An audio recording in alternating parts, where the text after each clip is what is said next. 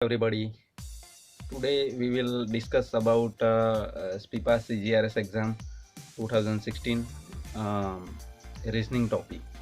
Uh, so if you are new on this channel, Avinash Patel 0007, then subscribe this channel for future exam related videos like GPSC, UPSC exams.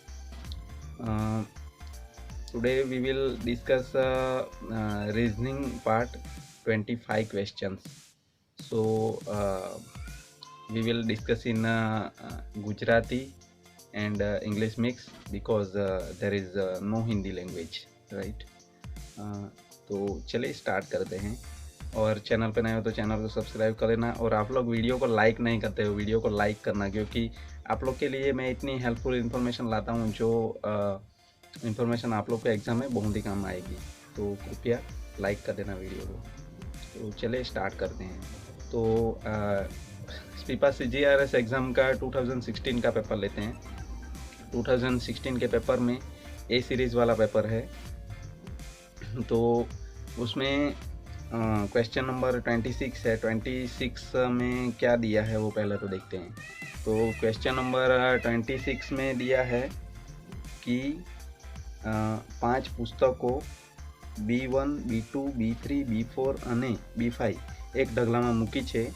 B1 ની એકદમ ऊपर B5 ने મૂકવામાં આવી છે, right? ऐसा हम लोग को बोला है। तो ये अपना B1 बुक है, राइट? और B1 बुक के ऊपर डायरेक्ट B5 को रखा है, B5 को। तो ऐसे B5 को रखा है। उसको आगे क्या बोलते हैं कि B2 ની નીચે B3 ने મૂકવામાં આવી છે।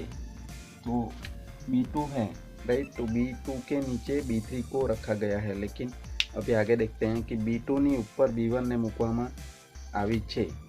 तो B1 B2 के ऊपर B1 है और B2 जो है B2 के नीचे B3 ने મૂકવામાં આવી છે, રાઈટ? આવું કંઈક છે। અને B4 ને B3 ની નીચે મૂકવામાં આવી છે। B4 ને એટલે B3 ની નીચે B4 ને મૂકવામાં આવી છે। તો આ 5 બુક થઈ ગઈ, ટોટલ 5 બુક્સ, રાઈટ? 5 બુક્સ થઈ ગઈ। તો હવે શું સવાલ શું પૂછવામાં આવેલો છે કે કયું પુસ્તક સૌથી નીચે છે? તો B4 પુસ્તક સૌથી નીચે છે। હવે આપણને ઓપ્શન કયો આપેલો છે? B4, ડી ઓપ્શન આપેલો છે। ડી ઓપ્શનમાં આપણને જણાવેલું છે કે B4। તો આન્સર ડી ઓપ્શન કરેક્ટ છે। 27 નંબરના ક્વેશ્ચનમાં આપેલું છે કે નિમ્નલિખિત કથન ઉપર વિચાર કરો। શામુ જે રામુથી નાનો છે, શામુને રામુથી નાનો દર્શાવવામાં આવેલો છે। શામુને રામુથી નાનો દર્શાવવામાં આવેલો છે। તો આપણને બે સ્ટેટમેન્ટ આપેલા છે, એટલે બે સ્ટેટમેન્ટ આપણે આ પહેલું છે અને આ બીજું છે, રાઈટ? પહેલા સ્ટેટમેન્ટમાં શું કીધું છે કે શામુ જે રામુથી નાનો છે। તો શું દર્શાવ્યું છે કે આ રામુ છે એનાથી નાનો શામુ છે। હવે બીજું શું કીધું છે આગળ? એ ભાનુથી મોટો છે, ભાનુથી મોટો દર્શાવવામાં આવ્યું છે। એટલે ભાનુ છે, ભાનુથી પણ શામુ મોટો છે। બીજા સ્ટેટમેન્ટમાં શું કીધું છે? શામુની ઉંમર રામુથી વધારે છે, રાઈટ? તો આ શામુ છે અને આ નીચે રામુ આવશે બીજા સ્ટેટમેન્ટમાં। પછી શું કીધું છે? અને રામુની ઉંમર ભાનુથી અધિક છે। રામુની ઉંમર ભાનુથી અધિક છે, તો ભાનુ અહીંયા પણ નીચે આવશે થર્ડ નંબર પર, રાઈટ? તો આ બીજું સ્ટેટમેન્ટ છે, આ પહેલું સ્ટેટમેન્ટ છે। હવે આપણે જોવાનું છે કે આ સ્ટેટમેન્ટ પ્રમાણે શું આપણને ક્વેશ્ચન શું પૂછેલો છે। જો ઉપરોક્ત કથનોમાંથી ફક્ત એક જ સાચું હોય તો ત્રણેયમાંથી સૌથી નાનું કોણ? હવે આપણે આ સ્ટેટમેન્ટ 1 સાચું રાખીએ કે સ્ટેટમેન્ટ 2, કોઈ પણ એક સાચું રાખીએ તો પણ બંનેમાં આપણને શું મળવાનું છે? ભાનુ સૌથી નાનો જ મળવાનો છે। કોઈ પણ સ્ટેટમેન્ટ તમે 1 લઈ લો, 2 લઈ લો, કોઈ પણ સ્ટેટમેન્ટ લઈ લો, તો ભાનુ આનો આન્સર આવશે। તો આન્સર આપણને ભાનુ કયા સ્ટેટમેન્ટમાં આપેલો છે? સી આન્સરમાં ભાનુ આપેલું છે, એટલે સી ઓપ્શન આપણો સાચો જવાબ રહેશે, બરાબર? આગળનું જોઈ લઈએ ક્વેશ્ચન 28। ક્વેશ્ચન 28 માં શું આપેલું છે?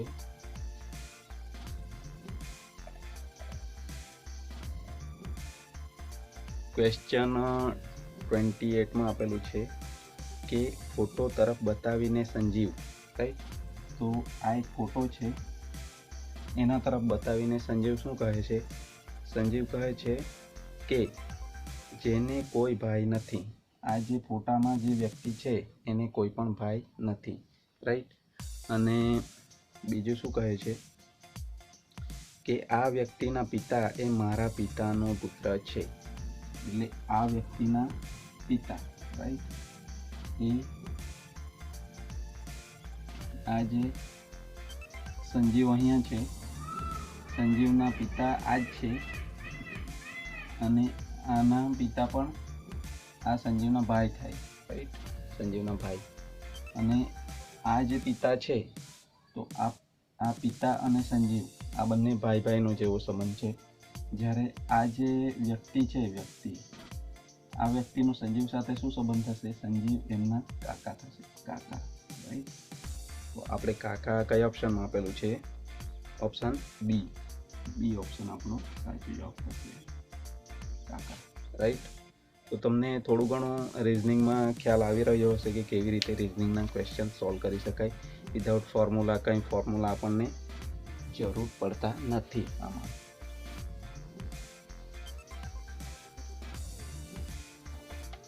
આગળનો ક્વેશ્ચન જોઈએ. Question number 29. ક્વેશ્ચન નંબર 29માં આપણને એક ગ્રુપ આપેલું છે. ગ્રુપ આપેલ આકૃતિ જોઈ એક ક્ષેત્ર બતાવો જે એ લોકોને દર્શાવે છે જે શિક્ષક અને ડૉક્ટર છે પણ ભારતીય નથી. તો આમાં 3 ગ્રુપ આપેલા છે. ભારતીય આપેલું છે, શિક્ષક આપેલા છે અને ડૉક્ટર આપેલા છે. તો આપણે એવું ગ્રુપ શોધવાનું છે કે જેમાં શિક્ષક અને ડૉક્ટર બંને છે પણ જે ભારતીયમાં નથી આવતા. તો ભારતીયનો જે આપણને આમ રાઉન્ડ સર્કલ છે એમાં જે પણ ગ્રુપ સમાય છે એ આપણે ગણવાના થતા નથી. તો રાઉન્ડના બહાર જે છે અને જે આમ આપણને એક આમ દર્શાવવામાં આવેલું છે અને એક આમ ત્રિકોણ દર્શાવવામાં આવેલું છે. તો આ જે ભાગ છે, આ ભાગમાં જે પણ આવતું હોય એ આપણે આનો આન્સર થશે. તો અહીંયા શું છે? એફ. કારણ કે આ ડૉક્ટર અને શિક્ષક બંને છે પણ ભારતીયોમાં આવતા નથી. તો આપણને આનો કરેક્ટ આન્સર શું મળશે? કરેક્ટ આન્સર આપણને એફ મળશે. તો એફ અહીંયા કયા ઓપ્શનમાં છે? બી ઓપ્શન. બી ઓપ્શનમાં એફ આપેલો છે. તો આપણો કરેક્ટ આન્સર રહેશે, રાઈટ? હવે આગળનો પ્રશ્ન જોઈએ.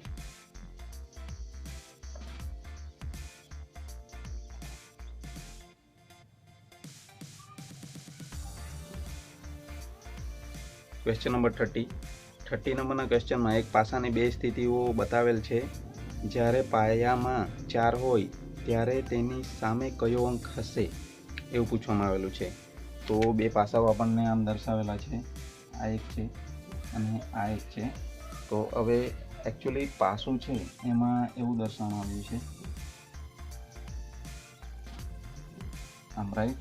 તો હવે અહીંયા ઉપર એક દર્શાવવામાં આવેલો છે અને અહીંયા 3, 2, અહીંયા 5, 6, રાઈટ? આવું કંઈ બતાવવામાં આવેલું છે. તો હવે ઓબ્વિયસલી નીચે 4 જ હોવાના ને. હવે નીચે જો 4 હોય તો હવે જ્યારે પણ આ જે પાસું છે એના નીચે જો 4 હોય તો એના ઉપર શું હોય? ઉપર એક જ હોવાનું. તો આનો આન્સર આપણે એ ઓપ્શન આવશે. એ ઓપ્શનમાં 1 દર્શાવવામાં આવેલો છે જે આવશે. આગળનો પ્રશ્ન જોઈએ. મિત્રો આપણે આગળ પ્રશ્ન નંબર 31 જોઈએ. તો 31ના પ્રશ્નમાં આપણને આવું કંઈક આપેલું છે. A, B, C આવું બિંદુ આપેલા છે. તો જો શહેરના કોઈ નિવાસીએ બિંદુ A થી બિંદુ M થઈને બિંદુ C જવું હોય તો ચિત્રમાં ઉલ્લેખિત બિંદુઓમાં કોઈ પણ બિંદુથી એક વારથી અધિક પસાર થયા વિના કુલ કેટલા માર્ગોથી જઈ શકે? તો કોઈ પણ આ બિંદુ આપેલા છે, અહીંયા એક જ વખત પસાર થવાનું છે C સુધી જવા માટે.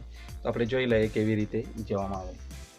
आ ए है ए थी एम थी बी थी सी आ पहलू एक वखत, राइट। पछी ए थी एम थी बी थी सी आ बीजी वखत, ए थी एम थी सी आ त्रीजी वखत, पछी ए थी बी थी एम थी सी आ चौथी वखत, पछी ए थी बी थी एम थी बी थी सी आ पांचमी वखत, पछी ए थी बी थी बी, राइट, अने एम अने सी आ छठी वखत, राइट। आ रीते 6 वखत जई शके छे, तो आनो आंसर आवशे A6, राइट। आगळनो प्रश्न जोईए, क्वेश्चन नंबर 32।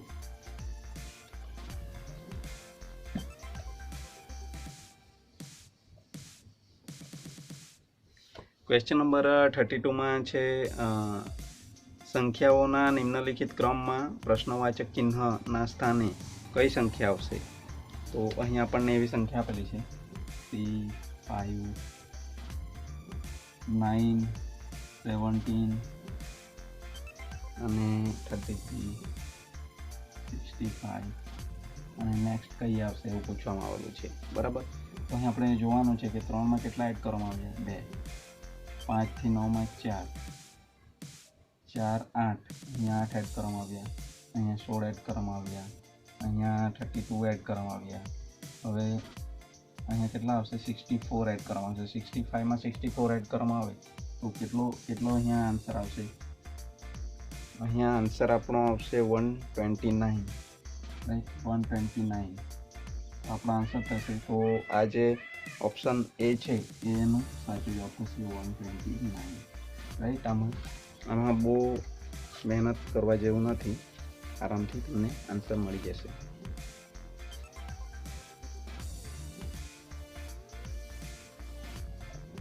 આગળનો ક્વેશ્ચન જોઈએ, ક્વેશ્ચન નંબર 33। મિત્રો વિડીયો થોડો લાંબો થશે પણ તમે અંત સુધી જોજો જેથી તમને પણ હેલ્પફુલ થઈ શકે। આ ક્વેશ્ચનમાં એવું છે કે નીચે આપેલ સમસ્યા ચિત્રોના અવયવોને ડાબેથી જમણી તરફ જોવા પર એક નિશ્ચિત નિયમ અનુસાર પરિવર્તિત થાય છે। જે તમે પ્રશ્નમાં જોઈ શકો છો કે આ જે ચિત્ર આપેલા છે પહેલું, બીજું, ત્રીજું, ચોથું, આમ 4 ચિત્રો આપેલા છે અને એક ચિત્રમાં 4 પ્રકારનું આમ જે અવયવ છે એ બતાવવામાં આવેલા છે। તો તમને ખબર પડી જ જશે કે 4 પ્રકારના અવયવ છે, 4 આકૃતિમાં એનું 4 મૂવમેન્ટ અલગ અલગ બતાવી દીધેલી છે, એટલે આપણને આન્સર આરામથી મળી જાય। તો તમે પહેલી આકૃતિમાં જોઈ શકો છો કે હું તમને બતાવું છું, આ જે પહેલી આકૃતિ છે, આમ પહેલી આકૃતિ આમ છે, એમાં આ જે ચિહ્ન છે એ નેક્સ્ટ આકૃતિ આવશે ને એમાં અહીંયાથી અહીંયા જતું રહેશે આમ, અને નેક્સ્ટ આકૃતિમાં આ જે છે એ અહીંયા આવી ગયું છે, અને આગળની નેક્સ્ટ આકૃતિ છે એમાં ક્યાં આવી ગયું છે, એમાં અહીંયા આવી ગયું છે।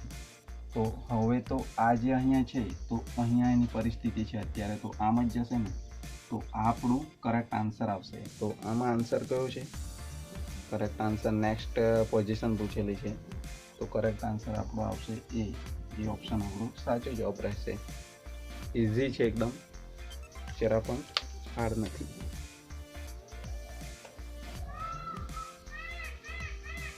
આગળનો પ્રશ્ન જોઈએ, પ્રશ્ન નંબર 34 to 36 માટે આપણને સૂચનાઓ આપેલી છે, નિર્દેશ આપેલા છે કે એક અઠવાડિયામાં સોમવારથી રવિવાર સુધીમાં 6 લેક્ચર ગોઠવવાના આવે છે, રાઈટ। તો લેક્ચરનો આ પ્રશ્ન છે, તો આપણે જોઈ લઈએ। પહેલાં તો અહીંયા લખી દઈએ સોમ, મંગળ, બુધ, ગુરુ, શુક્ર, શનિ અને રવિ, બરાબર। આટલા એક અઠવાડિયાના વાર છે, જેમાં શું મેનેજમેન્ટ થાય છે તે જોઈએ। કોમ્પ્યુટર સાયન્સ મંગળવાર કે શનિવારે નથી એવું આપેલું છે। કોમ્પ્યુટર સાયન્સ જે છે તે મંગળ અથવા તો શનિવારે નથી એવું આપેલું છે, રાઈટ. બીજું શું આપેલું છે કે મનોવિજ્ઞાનનું લેક્ચર સામાજિક વિજ્ઞાન પછી તરત જ છે. મનોવિજ્ઞાનનું જે લેક્ચર છે એ સામાજિક વિજ્ઞાન પછી તરત જ છે એવું આપેલું છે. આગળ વાંચીએ. આંકડાશાસ્ત્રનું લેક્ચર શુક્રવારે નથી તથા આંકડાશાસ્ત્ર અને ભૂગોળ વચ્ચે એક દિવસનો ગાળો છે. રાઈટ.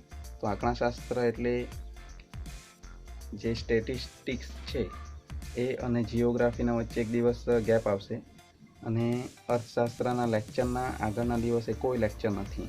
તો અર્થશાસ્ત્ર એટલે ઇકોનોમિક્સના લેક્ચર જે છે અર્થશાસ્ત્રનો એના આગળ એક લેક્ચર નથી અને તે દિવસે રજા છે અને એ દિવસ સોમવાર નથી. તો સોમવારના પાછળનો દિવસ જે હોય તે કયો દિવસ આવે? રવિવાર આવે.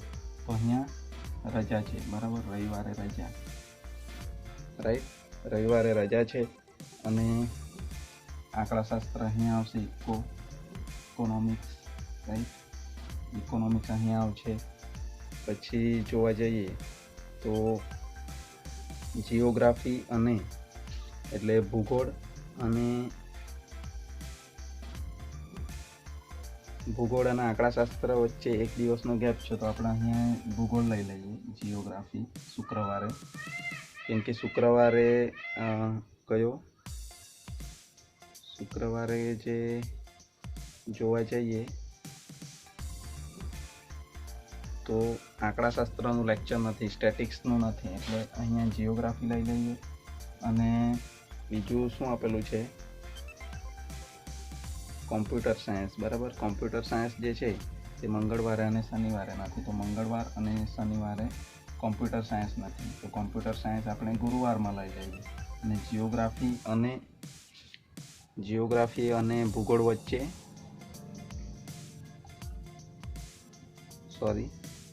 ભૂગોળ અને આંકડાશાસ્ત્ર એટલે સ્ટેટિસ્ટિક્સ આના વચ્ચે એક દિવસનો ગેપ આવે તો અહીં કોમ્પ્યુટર સાયન્સ મૂકી દઈએ અને આગળ મૂકીએ.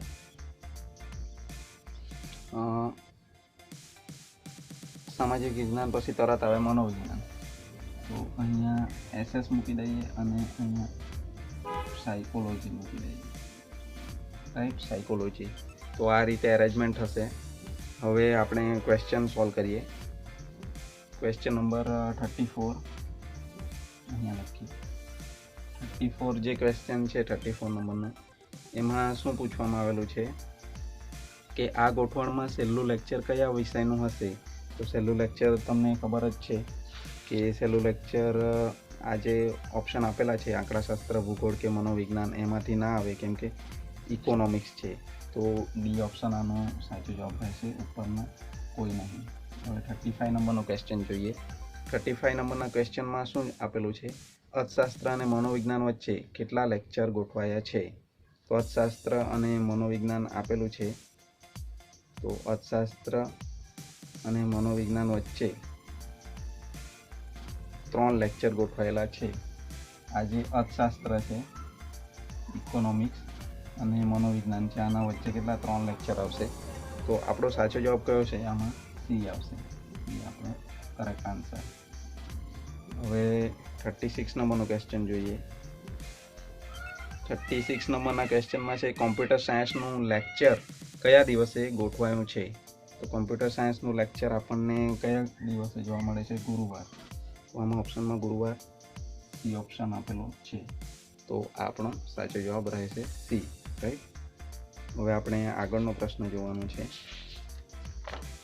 મિત્રો, તમને હું આશા રાખું છું કે થોડો ઘણો ખ્યાલ આવી રહ્યો હશે.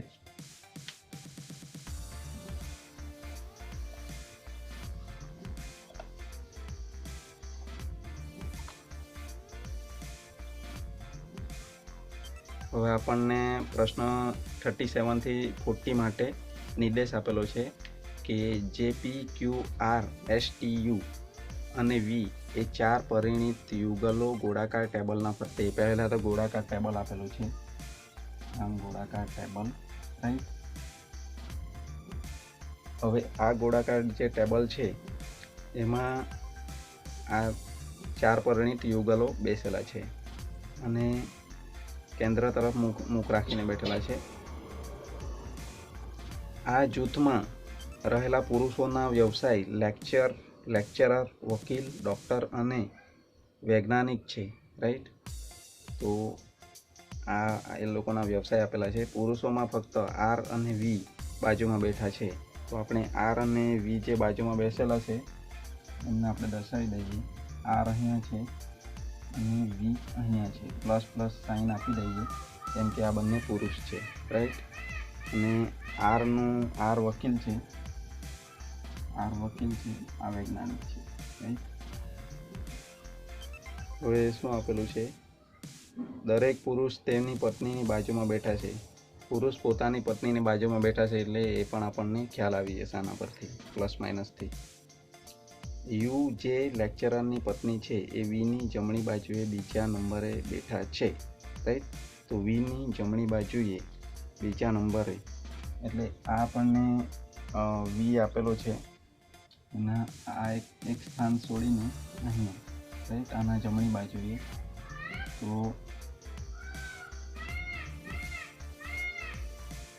યુ, રાઈટ, માઇનસ કરવામાં આવશે અહીંયા સિમ્બોલ. હવે શું કહેવામાં આવેલું છે કે ટી એ યુ અને વીની વચ્ચે બેઠા છે. યુ અને વીના વચ્ચે ટી બેઠા છે, રાઈટ. પણ આ પ્લસ છે, પુરુષ છે, અને આ સ્ત્રી છે, રાઈટ. હવે આ પણ સ્ત્રી હોવાના સ્વાભાવિક છે. વીના પત્ની, આમના પત્ની, કેમ કે આ બંને પુરુષ સ્ત્રી સાથે સાથે બેસેલા છે. હવે આગળ જોઈએ. પી એ ડૉક્ટરના પત્ની છે. એવું કહેવામાં આવેલું છે. તો હવે ડૉક્ટર કોણ એ આપણે જાણવું પડશે. તો ક્યુ ડૉક્ટર નથી એવું કહેવામાં આવેલું છે. તો ક્યુ કોણ હોઈ શકે? ક્યુ એ લેક્ચરર હોઈ શકે. અહીંયા ક્યુ હતી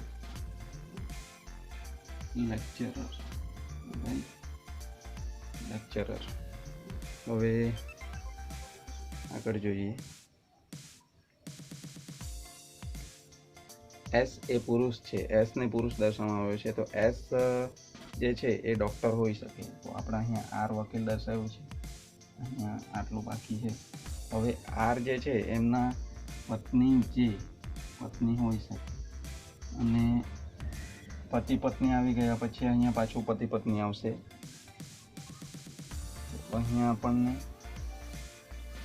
ડૉક્ટર દર્શાવવામાં આવશે. ડૉક્ટર. અહીંયા આપણે માઇનસ પત્ની દર્શાવવામાં આવશે, ડૉક્ટરની પત્ની. તો આ રીતે કંઈ ગોઠવણ થશે. આ ગોઠવણ પરથી આપણે આ પ્રશ્ન સોલ્વ કરી શકીશું. તો પ્રશ્ન નંબર 37 છે.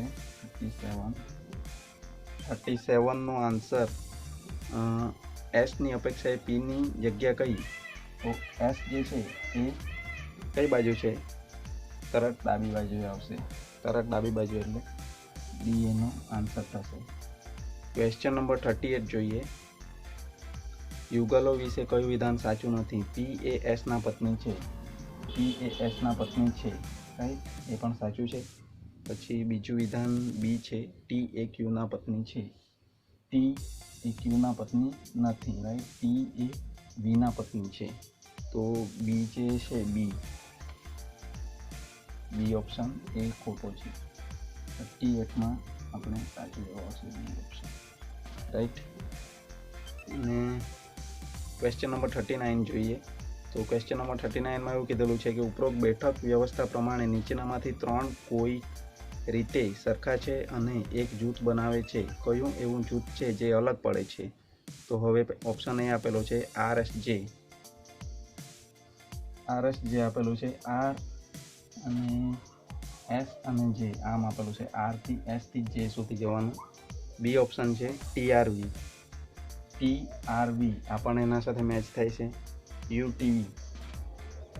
UTV આમ સીધું જ જાય છે એટલે આ ગ્રુપ મેચ થવાનું નથી. હવે ડી ઓપ્શન છે SQP.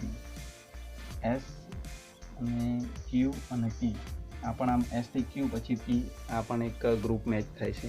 તો આમાં સાચો જવાબ આવશે સી ઓપ્શન, રાઈટ. 39 માં સી ઓપ્શન સાચો રહેશે, રાઈટ. આગળનો પ્રશ્ન જોઈએ 40 નંબરનો, કે નીચેનામાંથી કોણ પુરુષ નથી? ટી જોઈએ તો ટી સ્ત્રી છે, રાઈટ. તો બાકીના વી, ક્યુ અને એસ, ક્યુ પછી વી અને એસ, આ તો ત્રણેય પુરુષ છે. એટલે આમાં ટી વાળો જે આન્સર છે એ આન્સર 40 નંબરમાં એ ઓપ્શન સાચો આવશે, એ ઓપ્શન, રાઈટ. હવે આપણે આગળના પ્રશ્ન જોઈએ.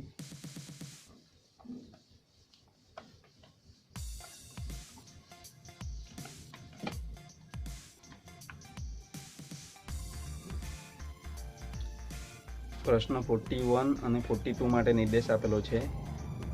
બિંદુ દર્શાવવાનું છે. તો બિંદુ બી એ બિંદુ એ થી 12 મીટર દક્ષિણમાં આવેલું છે, રાઈટ. તો બિંદુ જે આ બિંદુ એ આપેલું છે અહીંયાથી 12 મીટર, રાઈટ, 12 મીટર દક્ષિણમાં આ બી બિંદુ આવેલું છે. પછી શું કીધું છે? બિંદુ સી એ બિંદુ બી થી 24 મીટર પૂર્વમાં આવેલું છે. તો અહીંયા જે બી છે અહીંયાથી બિંદુ સી કેટલા મીટર? 24 metre, right. આ બિંદુ સી આવેલું છે. પછી શું કીધું છે? બિંદુ ડી એ બિંદુ સી થી 8 મીટર દક્ષિણમાં આવેલું છે, રાઈટ. તો આમ આપેલું છે 8 મીટર, રાઈટ. બિંદુ ડી આવેલું છે. પછી શું કીધું છે? કે બિંદુ ડી એ બિંદુ ઈ થી 12 મીટર પૂર્વમાં આવેલું છે, બરાબર. તો બિંદુ જે ઈ છે એ અહીંયા 24.5 થઈ જશે, એ અહીંયા હશે, અહીંયા 12 મીટર છે. ઈ ડીના કઈ દિશામાં છે? ઈ થી 12 મીટર પૂર્વમાં આવેલું છે. તો આ ડી પૂર્વમાં છે, તો એના પશ્ચિમ દિશામાં રહેશે. અને બિંદુ એફ એ બિંદુ ઈ થી 8 મીટર ઉત્તરમાં આવેલું છે. ઈ થી એફ 8 મીટર, રાઈટ, ઉત્તરમાં આવેલું છે. તો આ રીતે કંઈક દર્શાવવાનું છે આપણે. હવે આના પરથી આપણે આ પ્રશ્ન સોલ્વ કરીએ. પ્રશ્ન નંબર 41, જો વ્યક્તિએ બિંદુ એ થી બિંદુ ઈ સુધી જવું હોય તો નીચેનામાંથી કયું બિંદુ પરથી સૌ પ્રથમ પસાર થવું પડશે? તો હવે તમને ખ્યાલ આવી જ જાય છે કે આ બી બિંદુ પરથી તો પસાર થવું જ પડે. તો હવે આપણો ઓપ્શન આમાં કયો સાચો રહેશે? બી ઓપ્શન. બી ઓપ્શન, બી બિંદુ, રાઈટ. 41 માટે. હવે 42 નંબરનો ક્વેશ્ચન જોઈએ. 42 નંબરના ક્વેશ્ચનમાં જો કોઈ વ્યક્તિ બિંદુ સી ઉપર ઉત્તર તરફ મુખ રાખીને ઊભો હોય તો તેનાથી બિંદુ એફ કેટલું દૂર અને કઈ દિશામાં હોય, રાઈટ. તો આ બિંદુ સી છે, અહીંયા આમ ઉત્તર દિશા તરફ મુખ રાખીને બેસેલો છે કોઈ વ્યક્તિ, અને જે બિંદુ એફ છે એ કેટલું દૂર? તો અહીંયા સી થી એફ કેટલું દૂર છે? 12 મીટર. આ 12 મીટર એનું પણ ડિસ્ટન્સ થશે એટલું જ. અને કઈ દિશામાં હશે? પશ્ચિમ દિશામાં, રાઈટ. પશ્ચિમ દિશામાં હશે એટલે આપણો ઓપ્શન એ સાચો થશે. 42માં એ ઓપ્શન સાચો થશે, 12 મીટર પશ્ચિમમાં, તો આ પણ સાચો જવાબ છે. આગળનો પ્રશ્ન જોઈએ. પ્રશ્ન નંબર 43. પ્રશ્ન નંબર 43માં એવું આપેલું છે કે નિમ્નલિખિત વર્ણનમાંનું 5મું પદ શોધવાનું છે, રાઈટ. તો આપણને શું આપવામાં આવેલું છે?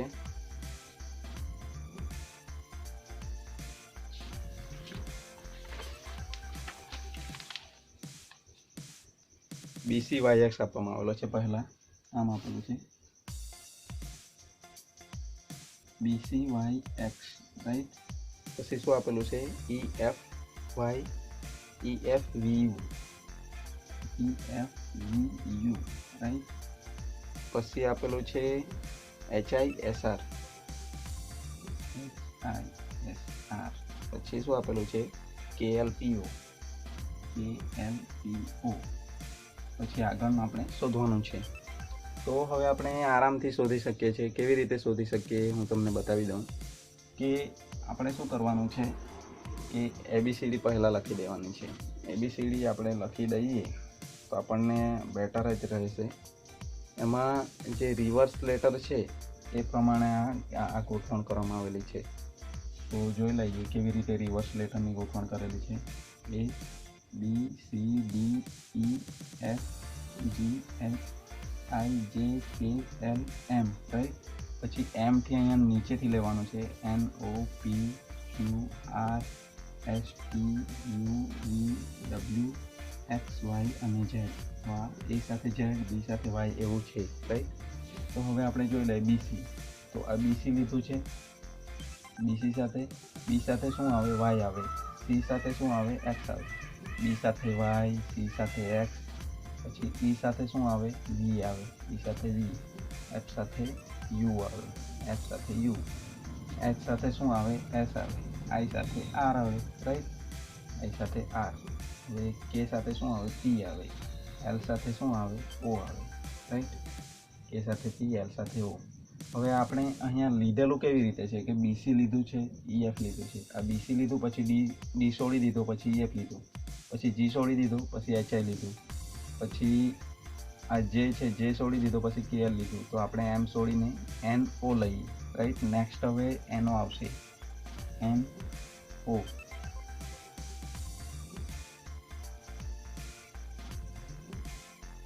NO આવશે. હવે N સાથે શું છે? N સાથે M આવશે. N સાથે M, O સાથે L. તો NOML કયા ઓપ્શનમાં છે? NOML કયા ઓપ્શનમાં આવશે? NOML એ ઓપ્શનમાં છે. એ ઓપ્શનમાં NOML છે, રાઈટ. તો આપણો સાચો જવાબ થશે એ ઓપ્શન. આગળનો પ્રશ્ન જોઈએ.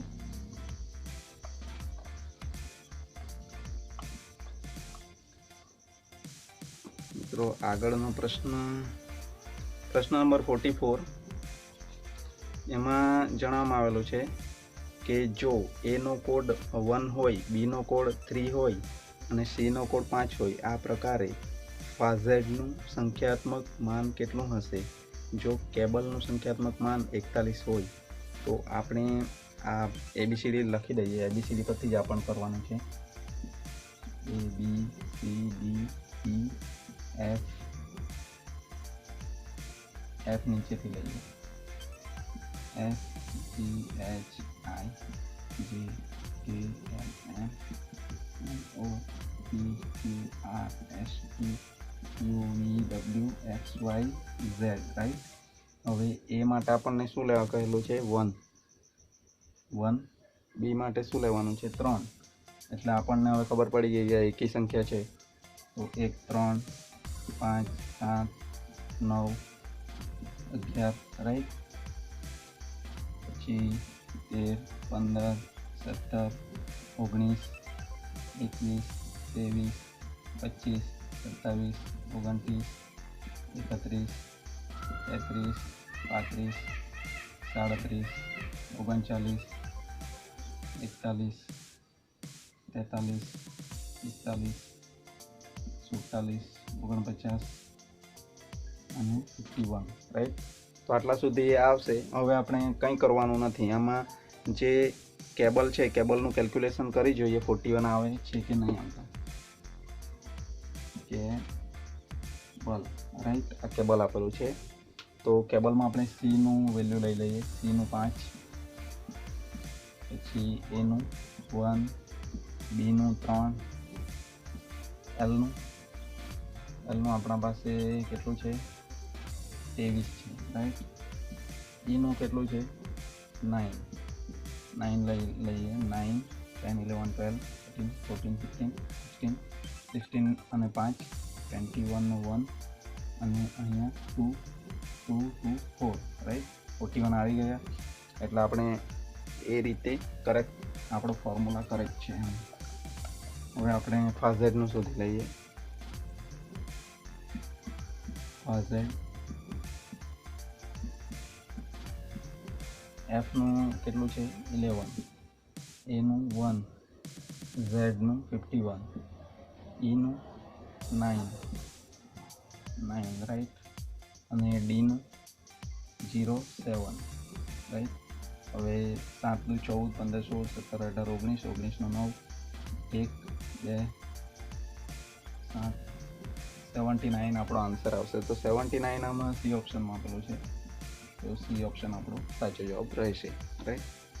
આગળનો પ્રશ્ન જોઈએ.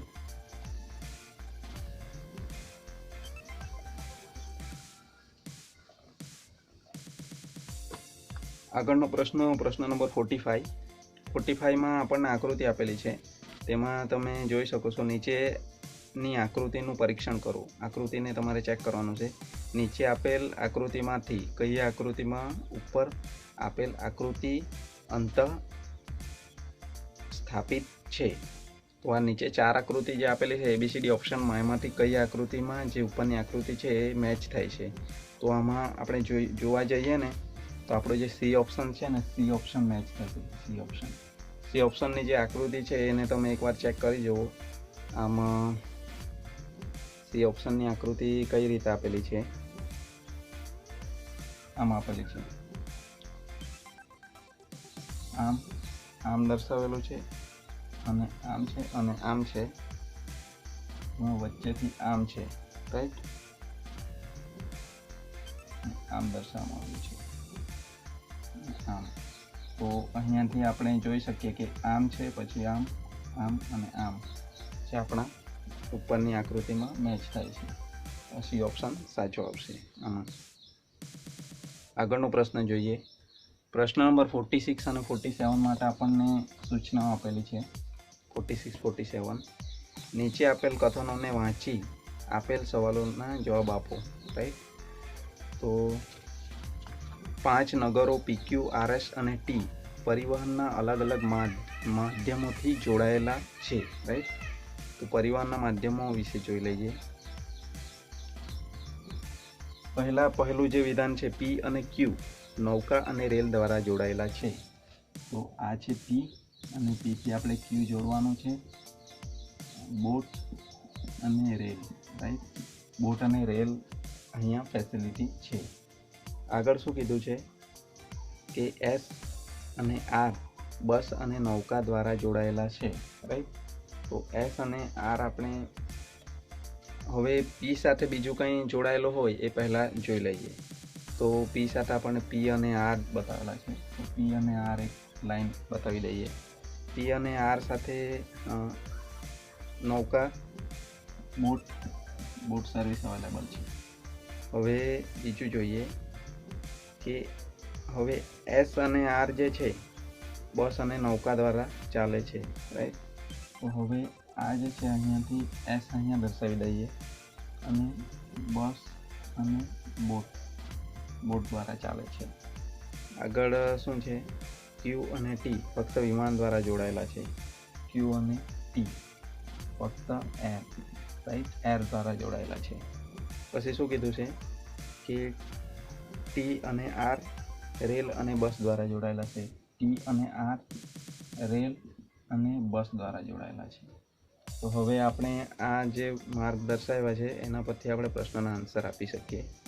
કોઈ વ્યક્તિને Q થી R સુધી પરિવહન પ્રણાલી બદલ્યા વગર પહોંચવા માટે કયા પરિવહન પ્રણાલી સહાયક હશે? Q થી R સુધી જવાનું છે. રાઈટ. તો Q જે છે, Q થી R સુધી જવાનું છે, પણ જે પરિવહન પ્રણાલી છે એરથી પછી આ રેલ બસ ના કરી શકે. Q થી બોટ લીધા પછી આ બોટથી જ જઈ શકે. બોટ અહીંયા પણ છે અને બોટ અહીંયા પણ છે, એટલે આપણે બોટથી જઈ શકીએ. બોટ આવશે આમાં આન્સર, બોટ. તો આમાં એ ઓપ્શન આપેલું છે, એ ઓપ્શન જે સાચો જવાબ થશે. આગળનો પ્રશ્ન જોઈએ.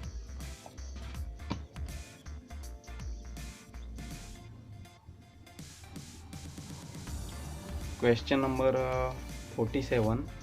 જો કોઈ વ્યક્તિ P થી શરૂઆત કરી દરેક સ્થાન પર જાય અને P પર પાછો ફરે તો નિમ્નલિખિતમાંથી કયા સ્થાન પર 2 વાર જશે? તો P થી લઈને દરેક સ્થાન પર ફરવાનું છે, તો એ કયા સ્થાન પર પાછો 2 વાર જશે?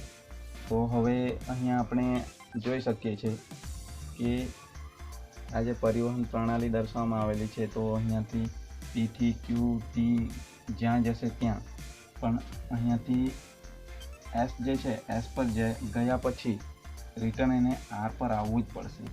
તો આર જ એક એવો છે, ધારો કે હવે જોઈ લઈએ કે રિટર્ન થવાનું છે, તો રિટર્ન થવા માટે હવે એસથી ડાયરેક્ટ પી પર ના જઈ શકે એન્ડ ટાઈમ પર. એસથી અહીંયા આરને ક્રોસ કરવું જ પડશે. એકવાર તો આર પાસેથી પાસ થશે, બીજી વાર પણ આર પાસેથી પાસ થવું જ પડશે. એટલે આર જે છે એ આવશે, રાઈટ. પછી બીજા ટી છે, ક્યુ છે, અહીંયા જવું ના પડે. બીજી વખત ઓનલી આર પાસે ક્રોસ કરવું પડે, ત્યારે પી પાસે જઈ શકે રિટર્નમાં. એટલે આપણે આનો જવાબ આવશે આર. હવે આર કઈ ઓપ્શનમાં આપેલો છે? બી ઓપ્શન. બી ઓપ્શન જે છે એમાં આર આપેલો છે. બી ઓપ્શન આપણો સાચો જવાબ રહેશે, રાઈટ. બી ઓપ્શન સાચો જવાબ છે. હવે આપણે આગળનો પ્રશ્ન જોઈએ. પ્રશ્ન નંબર 48 અને 48થી લઈને 50 સુધીના પ્રશ્નો જોઈએ. એના માટે આપણને સૂચના આપેલી છે.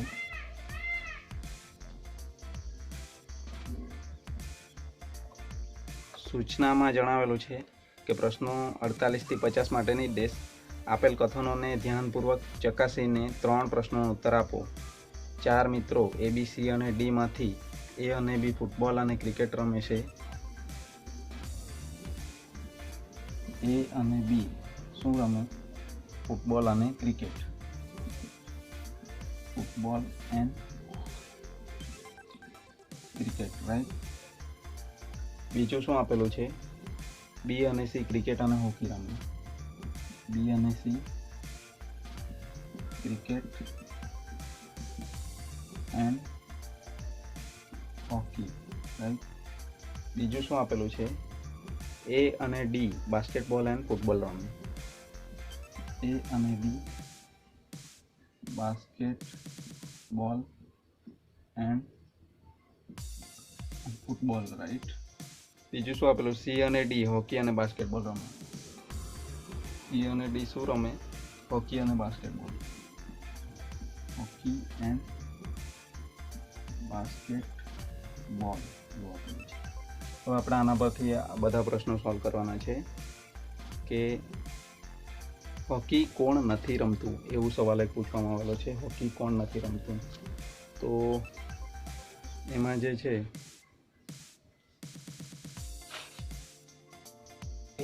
એ હોકી નહીં રમે, બાકી બધા રમશે. કઈ રીતે? કે આ બી અને સી પણ હોકી રમે છે, રાઈટ. અને સી અને ડી બંને હોકી રમે છે. તો સી અને ડી રમે છે, તો અહીંયા બી આવી જશે, સી આવી જશે અને ડી ત્રણે આવી જશે. એટલે હોકી ના રમે એવું કોણ છે? એ. તો આપણને એ ઓપ્શન જે આપેલો છે એ ડીમાં આપેલો છે. ડીમાં આન્સર આવશે એ, રાઈટ. હવે ક્વેશ્ચન નંબર 49 જોઈએ. 49માં શું કીધું છે? આ 48 છે. 49માં શું છે? ફૂટબોલ, બાસ્કેટબોલ અને હોકી કોણ રમે છે? ફૂટબોલ, બાસ્કેટબોલ અને હોકી, બરાબર. તો આમાં જોઈ લેવાનું કે ફૂટબોલ, બાસ્કેટબોલ અને હોકી આ ત્રણેય વસ્તુ ડી રમે છે. ડી અહીંયા પણ છે, અહીંયા પણ છે. આ ત્રણેયમાં ફૂટબોલ, બાસ્કેટબોલ અને હોકી આ ત્રણેયમાં ડી આવશે. તો આપણને ડી ઓપ્શન ક્યાં આપેલો છે? એમાં આપેલો છે ડી, રાઈટ. 50 નંબરનો ક્વેશ્ચન જોઈએ. સહેલો ક્વેશ્ચન છે. BCD કઈ રમત રમે છે? BCD કઈ રમત રમે? બી, સી અને ડી, રાઈટ. તો